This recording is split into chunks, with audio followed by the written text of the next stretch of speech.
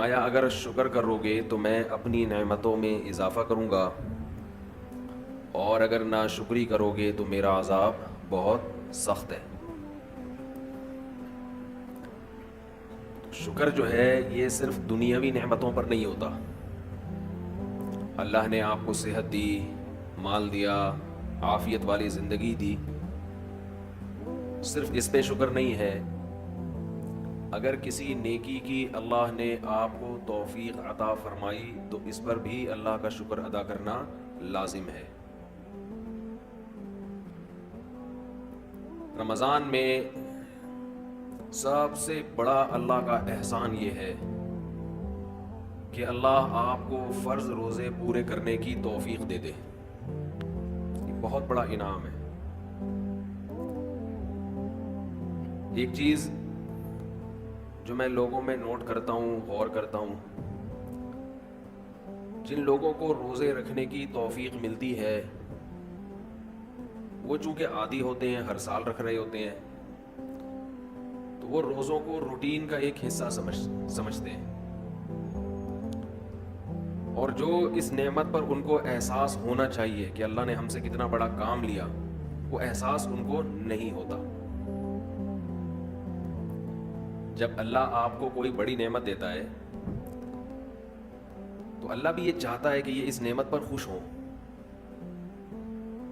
کسی نے آپ کو بہت بڑا گفٹ دیا، آپ نے ایسے لے کے سائڈ پہ رکھ دیا، دیکھا بھی نہیں اس کو، تو یہ دینے والے کی بھی بے اکرامی ہے۔ تو جیسے اللہ یہ چاہتے ہیں کہ لوگ گناہوں پہ خوف زدہ ہوں، گناہ کر کے ندامت ہو، جرم کا احساس ہو، اسی طرح اللہ یہ چاہتے ہیں کہ نیکی کر کے ان میں شکر کا جذبہ پیدا ہو، خوشی محسوس ہو۔ اگر کوئی شخص گناہ کرتا ہے تو جس کا آخرت پر یقین نہیں ہے اسے گناہ کر کے کبھی بھی شرمندگی محسوس نہیں ہوگی، وہ کرتا چلا جائے گا۔ لیکن اگر آپ گناہ کرنے کے بعد شرم محسوس کرتے ہیں، ندامت ہوتی ہے، تو یہ ایمان کی علامت ہے، آخرت پر یقین کی علامت ہے، اللہ کے وجود کے یقین کی علامت ہے۔ بالکل اسی طرح اگر نیکی کر کے خوشی محسوس ہوتی ہے تو یہ بھی ایمان کی علامت ہے، خوشی کی، یہ بھی آخرت پر یقین کی علامت ہے۔ اور اس کا ایک دنیا میں فائدہ یہ ہوتا ہے کہ اس سے مزید نیکی کی توفیق ملتی ہے۔ رمضان میں شیطان ایک دھوکہ یہ دیتا ہے کہ آپ نے اگر روزے رکھے ہیں تو کون سا تیر مار لیا، ساری دنیا روزے رکھ رہی ہے۔ یہ شیطان کا بہت بڑا حملہ ہے۔ میرا معاملہ یہ ہے، الحمدللہ ہم سب روزے رکھتے آ رہے ہیں بچپن سے ہی، جب سے بلوغت کی دہلیز پہ قدم رکھا ہمارے گھر میں روزے کا معمول تھا، روزہ چھوڑنے کا تصور نہیں تھا، اب بھی نہیں ہے، پہلے بھی نہیں تھا، تو رکھتے آ رہے ہیں بچپن سے، بلکہ جب بالغ نہیں تھے اس وقت بھی رکھتے تھے، ہمارے بچے اب بھی رکھ لیتے ہیں، منع کرنا پڑتا ہے کہ بھائی نہیں رکھو، بچوں کو تو شوق ہوتا ہے کہ رکھنا ہے۔ تو الحمدللہ معمول ہے، لیکن اس کے باوجود میں یہ سوچتا ہوں کہ اے اللہ، میرے جیسے نالائق کو تو نے یہ توفیق دے دی کہ میں رمضان کے روزے رکھ رہا ہوں، یہ تیرا مجھ پہ بہت بڑا احسان ہے۔ انسان یہ سمجھے اپنے بارے میں کہ صرف میں ہی گویا رکھ رہا ہوں، مجھے باقیوں سے غرض نہیں ہے وہ کیا کر رہے ہیں، میرے اوپر تو بڑا احسان ہے اللہ کا۔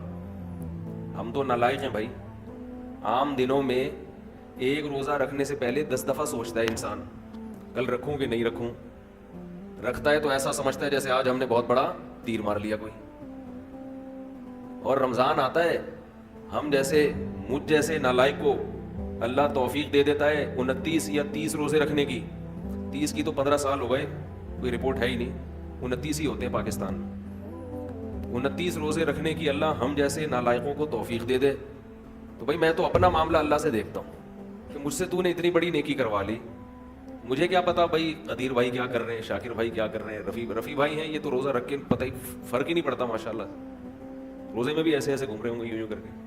آپ دیکھ لیں کبھی ان کو آ کے, روزہ رکھ کے نا عصر کے وقت سب مرجھائے ہوئے ہوتے ہیں. کراچی میں جیسی گرمی ابھی شروع ہو گئی ہے تو رفیع بھائی نہیں ماشاءاللہ مرجھائے ہوئے ہوتے ہیں, ان کو پتہ نہیں اللہ نے الگ سے کوئی انرجی دی ہے. رکھتے ہیں, آپ بدگمان نہ ہوں. بعض دفعہ انسان اتنا فریش ہوتا ہے کہ لوگ سمجھتے ہیں کہ اس کا ہے ہی نہیں, یہ ہمیں یقین ہے کہ رکھتے ہیں. تو میں تو یہ دیکھتا ہوں کہ میرے جیسے نالائق کو اللہ نے توفیق دی, میں تو اس پہ خوش ہوں, میں تو اس پہ خوش ہوں کہ ہم جیسے تیسے ہیں. جتنے مرضی نالائق ہوں وہ بھائی ایک روزہ نہیں, 2 نہیں, 3 نہیں, 4 نہیں, 5 نہیں, 6 نہیں, 7 نہیں, 8 نہیں, اللہ نے کتنے روزے ہم سے رکھوا لی. تو ایک دل میں راحت محسوس ہوتی ہے, خوشی محسوس ہوتی ہے. ہاں تھوڑا سا یہ خوف بھی ہونا چاہیے, تھوڑا سا, کہ ایسا نہ ہو کہ ہماری کسی بدعملی سے اجر ضائع ہو جائے. یہ خوف بھی ضروری ہے, یہ خوف بھی, تاکہ اترائے نہیں انسان. لیکن اصل تو یہ ہے کہ یہ کیا ہے, نعمت ہے.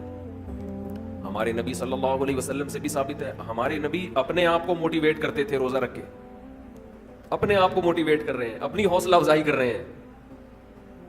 کیسے حوصلہ افزائی؟ جب آپ صلی اللہ علیہ وسلم روزہ افطار کر لیتے, کیسے انسان کو خوشی محسوس ہوتی ہے نا. آج خوشی اس لیے نہیں ہو رہی کہ سحری میں 3 پراٹھے پھوڑے ہوئے ہوتے ہیں, پھینیاں کھجلے کھائے ہوئے ہوتے ہیں, بھوک ہی نہیں لگ رہی ہوتی. وہ تہ جو بیٹھنا شروع ہوتی ہے عصر مغرب میں جا کے, تو وہ جو ڈکاریں, اکثر لوگ مجھ سے رمضان میں یہ پوچھ رہے تھے کھٹی ڈکاریں نکلنے سے روزہ تو نہیں ٹوٹتا؟ ایسا لگتا ہے ہر آدمی کھٹی ڈکاریں ہی نکل رہا ہے سارا دن بیٹھ کے, کیونکہ ہر آدمی یہ مسئلہ پوچھ رہا ہوتا ہے کھٹی ڈکاریں نکلنے سے روزہ تو نہیں ٹوٹتا. بھائی تو کیا ڈکاروں کے علاوہ اور کوئی کام نہیں ہے کیا؟ بہرحال یہ تو میں ایسا ہی کہہ رہا ہوں, لیکن جتنا مرضی 3 یا 4 بھی کھا لو تو بھی بہرحال انسان ایک مجاہدہ کرتا ہے. تبھی تو دنیا پرست آدمی ایک روزہ بھی نہیں رکھتا. ہٹے کٹے لوگ دیکھے ہم نے, ڈاکٹروں نے ان کو کہا ہوا بھی ہے کہ تم نہیں کھاؤ, تمہارے لیے کھانے کے علاوہ دنیا کا ہر کام تم پہ سوٹ کرتا ہے, پھر بھی روزہ نہیں رکھتے. ان سے نہیں رہا جاتا 2-4 گھنٹے بھی کچھ کھائے پیے بغیر. ان کو چائے چاہیے, ان کو گٹکا چاہیے, ان کو پان چاہیے, ان کو نسوار چاہیے, ان کو روٹی چاہیے, ان کو کچھ نہ کچھ جانوروں کی طرح جگالی کرنے کے لیے چاہیے کہ منہ گھومتا رہے. ان کا ہے روزہ خور, آپ دیکھ لو, کھا رہے ہیں, ان سے نہیں برداشت ہوتا. گھر میں سب کا روزہ ہوتا ہے, بوڑھوں نے رکھا ہوا ہوتا ہے, لوگ ہمیں آ کے بتاتے ہیں سب کا روزہ ہے, ایک نالائق بیٹا ہے ہٹا کٹا جوان, اس سے نہیں رکھا جاتا, گھر میں نحوست کا ذریعہ بنا ہوا ہے.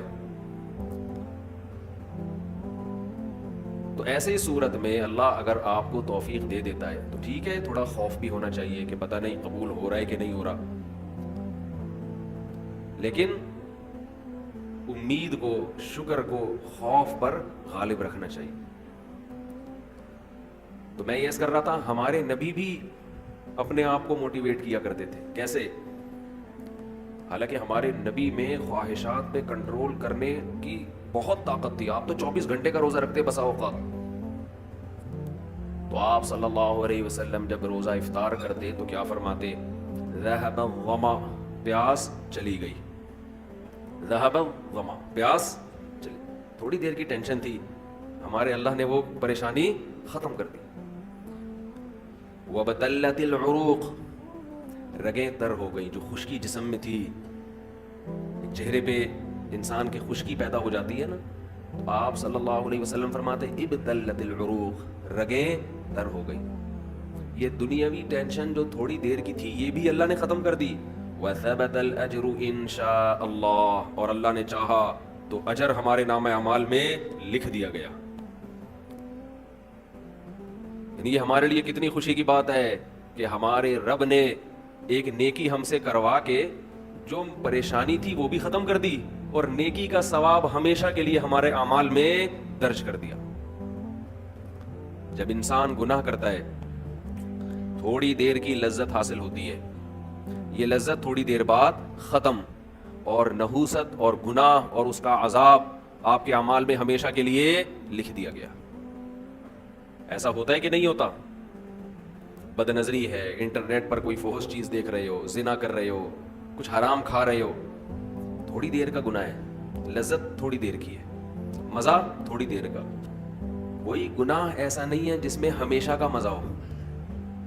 اللہ نے انسان کی خواہشات کو محدود اور صلاحیتیں بھی محدود. جو لوگ جوانی میں زنا کرتے ہیں، ایک بار کریں گے، 2 بار کریں گے، ان کو زنا میں بھی لذت نہیں رہتی، پھر وہ عادت پڑ جاتی ہے حرام کی، گند میں منہ مارنے کی، لیکن وہ لذت نہیں رہتی. اور جب عمر آہستہ آہستہ بڑھتی ہے، بڑھاپا آتا ہے، تو ٹھڑک باقی رہ جاتی ہے، زنا کرنے کی طاقت ختم. مچلتا رہتا ہے ہر وقت، سسکیاں لیتا رہتا ہے، ٹینشن ساری زندگی کی، لیکن طاقت کیا ہو گئی؟ خوب سمجھ لیں، جو جوانی میں زنا کرتا ہے، خوب سمجھ لے بڑھاپے میں زنا کا جذبہ کبھی بھی ختم، بول لینا، نہیں ہوتا. اس خوش فہمی میں نہ رہنا کہ ہم جوانی میں زنا کر رہے ہیں تو بڑھاپے میں خود ہی چھوٹ جائے گا. نا نا نا نا نا نا نا، یہ بہت بڑی بھول ہے. زنا کا شوق بڑھاپے میں، اگر جوانی میں نہیں چھوڑا زنا تو بڑھاپے میں یہ شوق ختم نہیں ہوتا. اب خود سوچو، ایک چیز کا شوق باقی ہے لیکن اس کی طاقت ختم ہو گئی، کس قدر ٹینشن ہے، کس قدر عذاب ہے یہ.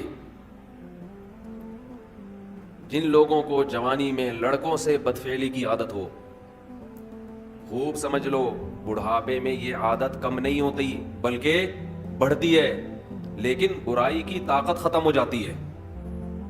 ایسے لوگوں کا بڑھاپا جوانوں سے زیادہ بدتر گزرتا ہے، بہت خطرناک.